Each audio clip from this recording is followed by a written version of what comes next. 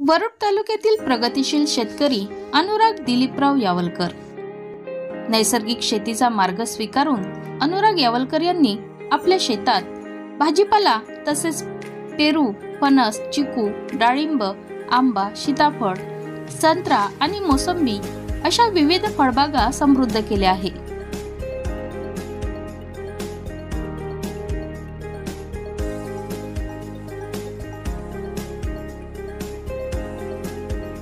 पावसाचे पाणी साठविण्यासाठी त्यांनी शेततळे तयार केले असून त्यातून शेतीला व जमिनीला मोठा फायदा होत आहे.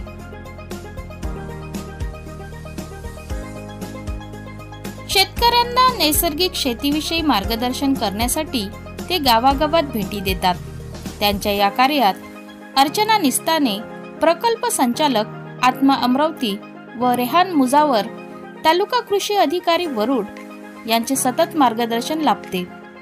अनुराग यावलकर यांनी त्यांच्या शेतात जैविक शेती करताना कोणती उपाययोजना करतात पाहूया. आज आपल्यासोबत आहेत प्रगतिशील शेतकरी अनुराग दिलीपरावजी यावलकर. यांचं वरुड भाग 1 मध्ये शेत आहेत. एक प्रगतिशील शेतकरी आहे. नेमकं प्रगतिशील शेतकरी कसा असतो आणि नेमकं त्याची शेती करण्याची काय पद्धत आहे त्यांच्याकडून जाणून घेऊ. सर्वप्रथम सर तुमचं अभिनंदन. एक प्रगतिशील शेतकरी म्हणून तुमची ओळख आहे, काय सांगू शकाल नेमकं कशी उत्पन्न घेत असतात? आमच्या शेतात आम्ही नैसर्गिक शेतीचा अवलंब केलेला आहे आणि आपली संत्र्याची फळबागेच्या व्यतिरिक्त आपण इथे भाजीपाला पण काढतो जो नैसर्गिकरित्या उत्पादित केला जाते. त्यानंतर आपण इकडे पाहू शकता की हे आपली नैसर्गिक शेतीचं पेरू, फणस, चिकू, डाळिंब असे विविध प्रकारचे आपण फळं घेतो. त्यातले आपले सीताफळे जे आहे ते सीडलेसवाले आहेत. त्या व्यतिरिक्त आपल्याकडे करवंद, लिंबू आणि बाकीची फळबाग आपण डेव्हलप केलेली आहे जी नैसर्गिकरित्या आपण वाढतो. याच्यात झिरो कल्टिवेशन आपण अवलंबलेलं आहे का जेणेकरून तन देई मन धन अशी जी कन्सेप्ट आहे त्याच्यावर आपण काम करत असतो. आणि याच्यात जो भाजीपाला आपण काढतो आणि जे बाकीचे हे आहे गवत म्हणा किंवा आपण त्याच्यापासूनच त्यांचं दशपर्णी अर्क आणि बाकीच्या वस्तू वापरूनच त्याची औषधं बनवून याच झाडावर येणाऱ्या कीटक आणि बाकीच्या ज्या बिमाऱ्या आहेत त्यांच्यासाठी वापर करत असतो. आपण पाहू शकता एक रासायनिक शेती आणि एक जैविक शेती यात नेमकं काय फरक आहे या संदर्भात आपल्यासोबत प्रगतिशील शेतकरी म्हणून अनुरागजी यावलकर सर आहेत. सर एक युवक आहेत, युवकांच्या माध्यमातून एक चांगला मेसेज देण्याचं काम श्री यावलकर परिवार करत आहेत. सर आपण एक युवकांसाठी प्रेरणा आहेत. आपण सर एक कोरडवाहू शेतीमध्ये इतक्या मोठ्या प्रमाणात पीक घेत आहेत, तर विविध यासाठी नेमकं काय उपाययोजना करतं सर? आपण सगळ्यात पहिले तर याच्यात जे मोठा प्रश्न आहे कास्तकऱ्यांसाठी आपल्याकडच्या एरियातला तो आहे पाण्याचा प्रश्न. तो सॉल्व करण्यासाठी आपण शेततळं आहे 1.25 एकराचं. त्यात आपण जवळपास 1 करोड लिटर पाणी सांभाळून ठेवतो जेणेकरून आंब्याच्या वेळेस आपल्याला ते पाणी ड्रीपमधून वापरता येईल. आणि त्यानंतर आपण कोरडेवाले शेततळे करून ठेवलेले आहे की जेणेकरून पावसाळ्याचं पाणी त्यात साठवून जमिनीत मुरू घालून ते विहिरीच्या लेवल्सला आपण अपग्रेड करतो. तर त्याचा फायदा आपल्यासोबतही आपल्या आजूबाजूच्या कास्तकारांना होते. तर असं करून आपण पाण्याचा वापर करण्यासाठी ड्रीपची योजना घेतलेली आहे. तर ड्रीपमधूनही आपण पाणी कमीत कमी याच्यात वापर चांगला करून घेत असतो. आपण पाहू शकता वरुड तालुका हा ड्रायझोन एरिया आहे, परंतु ड्रायझोन एरियासुद्धा शासनाच्या विविध योजना आहे. शेतकऱ्यांना एक सक्षम बनवण्याकरता शासनाच्या विविध योजना आहे, परंतु त्या योजना शेतकऱ्यापर्यंत पोहोचल्या पाहिजे याकरता शासनसुद्धा काम करत आहेत. आपल्यासोबत युवा शेतकरी आहे. सर एक तुम्हाला एक प्रश्न आहे शेतकऱ्यांचा की शेतकऱ्यांची ओरड असतात की आम्हाला पिकत नाही किंवा आम्हाला उत्पन्न होत नाही त्या प्रमाणात, त्या शेतकऱ्यांना योग्य मार्गदर्शन मिळत नाही. नेमकं तुम्हाला या संदर्भात मार्गदर्शन कोणाचं मिळते सर? आम्हाला कृषी विभागाचा याच्यातून सगळ्यात जास्त फायदा झालेला आहे. जेव्हा की आम्हाला म्हणजे मला तरी शेतीबद्दल जास्त नॉलेज नव्हतं, तर कृषी विभागाकडे आपण मदत जेव्हा मागितली तेव्हा शिरराव सर झाले, आगरकर सर झाले किंवा बाकीचे आपले बरांगे सर वगैरे झाले, त्यांनी आम्हाला विविध ट्रेनिंगमध्ये टाकलं आणि त्या ट्रेनिंगमधून आम्हाला नॉलेज भेटलं नैसर्गिक शेतीमधूनही उत्पन्न कसं चांगलं घेता येते. त्यात आम्हाला ट्रायकोडर्मा, मायकोरायझा, बवेरिया या सगळ्या गोष्टींचं नॉलेज भेटलं. त्यांना रिप्रोडक्शन कसं करायचं, कल्टिवेट कसं करायचं आणि त्यांचा वापर कसा करून घ्यायचा आणि योग्य वेळी योग्य पद्धतीने कसा वापर करून घ्यायचा त्याच्याबद्दल ट्रेनिंग भेटलं. त्यामध्ये आम्ही वॉटर सोल्युबल फर्टिलायझर कसे बनवायचे किंवा गौमूत्र, जीवामृत आणि अमृत पाणी कसं बनवायचं त्याच्याबद्दलही आम्हाला नॉलेज भेटलं. आणि या सगळ्यांचा एकदम व्यवस्थित आणि काटेकोर असा वापर त्यांनी कसा करायचा त्याच्याबद्दल आम्हाला शिकवलं आणि तेव्हापासून मग आमची ही शेती फायदेशीर व्हायला लागली. आपण पाहू शकता एक प्रशासनाचे अधिकारी शेतकऱ्यांना मार्गदर्शन करण्याकरता सतत सक्रिय असतात, परंतु शेतकरी त्यांच्यापर्यंत पोहोचत नाही. आपल्यासोबत तालुका कृषी अधिकारी असो किंवा तालुका त्यांचे सहाय्यक असो किंवा श्रीराव सर असो किंवा आगरकर सर असो, यांचं मार्गदर्शन प्रत्येक शेतकऱ्यानं जर घेतलं तर त्या शेतकऱ्याला सुजलाम सुफलाम होण्याकरता कोणी रोखू शकत नाही. आज आपल्यासोबत अनुरागजी यावलकर सर आहेत. त्यांनी सांगितलं की जे प्रशासकीय अधिकारी, कृषी अधिकारी असो की त्यांचे सहाय्यक असो, यांचं मार्गदर्शनानुसार ते शेती करत आहे. नेमकं आपल्या शेतामध्ये काय उगवलं पाहिजे आणि नेमकं कोण्या पिकापासून आपल्याला फायदा होऊ शकतो आणि त्याकरता नेमकं काय केलं पाहिजे, या गोष्टीचं जर मार्गदर्शन प्रत्येक शेतकऱ्यांनी जर घेतलं, त्याला भविष्यात सुजलाम सुफलाम होण्याकरता कोणी रोखू शकत नाही. आज आपण पाहू शकता कोरडवाहू शेती आहे, परंतु या कोरडवाहू शेतीमध्ये चिकू आहेत, कुठे करवंद आहे, तर कुठे सीताफळ आहे. म्हणजे विविध जे फळं आहेत, या फळावर सुद्धा शेतकरी आपला परिवारासोबतच आपल्या भागात चांगला दोन इन्कम कमावू शकतो. हा माल बरोडा तालुक्यातच नाही तर जिल्ह्याच्या ठिकाणी, विदर्भाच्या ठिकाणी सुद्धा पाठवू शकतो. सर, आपल्या शेतामध्ये नेमकं कुठकुठले पिकं घेत असतं सर?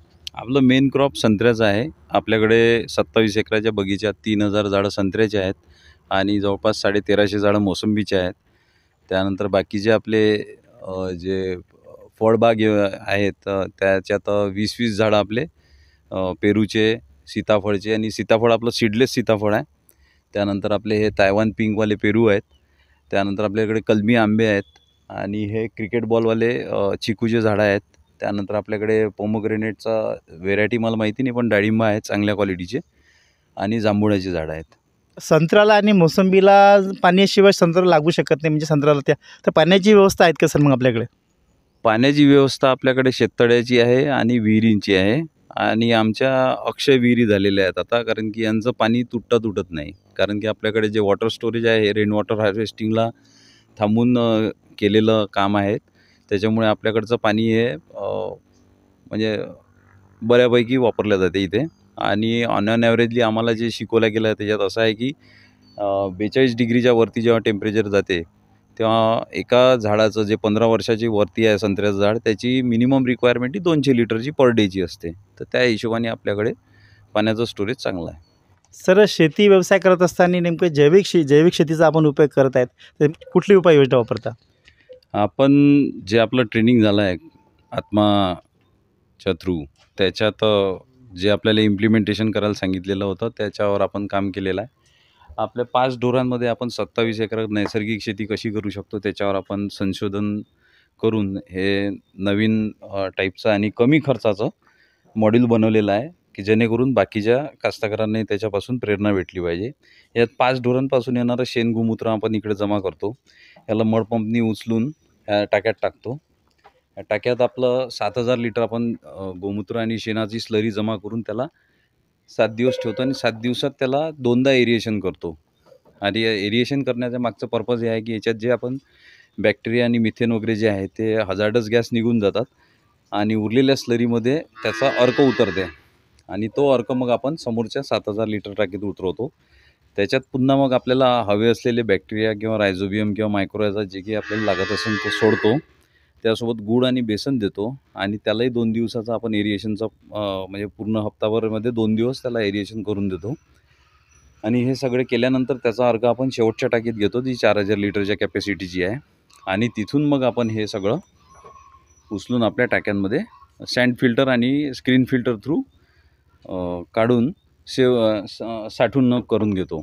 आता या सगळ्या याच्यात आपल्याला हे सगळं काम फक्त एकाच माणसाकडून आणि एकाच मशिनी थ्रू झालं पाहिजे असं आपण इथं सेटअप लावलेलं आहे. आता या सेटअपमध्ये जी स्लरी आपली उरते, जे घट्ट मटेरियल जे उरते शेणाचं, ते आपण इकडे गांडूळ खत बनवले आहे त्याच्यात टाकतो. उरलेला जो गोठ्यातला चारा आहे आपला तो लेअर बाय लेअर त्याच्यावर टाकतो आणि त्याच्यात मग जे गांडूळ आपल्याकडे रिप्रोड्यूस झालेले आहेत आणि जे गांडूळ खत काढल्यानंतर उरलेले गांडूळ आहेत ते परत त्याच्यात सोडतो. आणि ही सगळी प्रोसेस करताना आपल्याला 45 ते 50 दिवसात 1 टनापर्यंतचं एकेका टाक्यातून गांडूळ खताचं प्रोडक्शन होते. सोबतच आपल्याला त्याचा जो अर्क भेटते त्याचे आपल्याला वर्मी वॉश म्हणतो आपण त्याला, त्याचे फायदे अलग आहे. तर हे वर्मी वॉश वापरल्यामुळे झाडांचं बऱ्याचशा गोष्टी म्हणजे मायक्रोन्यूट्रियंटपासून सगळ्या गोष्टी फुलफिल होतात. तर तो आपण फक्त फवाऱ्याकरता वापरतो. आणि हे जे आता आपण काढलेलं आहे टाक्यातून, तर याचा आपण स्लरीमधून वापर करतो आणि हा ड्रीपमधून डायरेक्ट टाकला जातो. हा ऑलरेडी सँड फिल्टर आणि स्क्रीन फिल्टरमधून निघाला असल्यामुळे जे जीवामृत बनवायच्या प्रोसेस हेक्टिक होत्या त्या सगळ्या सोप्या झालेल्या आहे. आणि याच्यामुळे आपल्याला एकाच वेळीस 4000 लिटरचं जीवामृत तयार करून भेटते. जसं आपण आपल्या मागे पाहताय हे ॲडव्हान्स जीवामृतची टाकी आहे. हे जे पाहिलं आपण हे आहे एरिएशन झालेलं आणि हे आहे अनारोबिक प्रोसेसमधलं. अनारोबिक प्रोसेसमध्ये याच्यात हवेचा आणि ऑक्सिजनचा संपर्क कटून जातो आणि याच्यात अनारोबिक म्हणजे जे फक्त मिथेन आणि कार्बन डायऑक्साईडवर वाढणारे जे जीव असतात, जे मायक्रोबियल ॲक्टिव्हिटीज करतात, त्याच्यासाठी वापरल्या जाते. तर याच्यात आपण दशपर्णी अर्कासारखे वस्तू वापरून किंवा सहजन म्हणजे ज्याला आपण शेवग्याचा पाला वगैरे चटणी करून टाकतो, गांजर गवताचा पाला चटणी करून टाकतो आणि त्याच्यापासूनही आपण तिकडे मायक्रोन्यूट्रिएंट काढत असतो.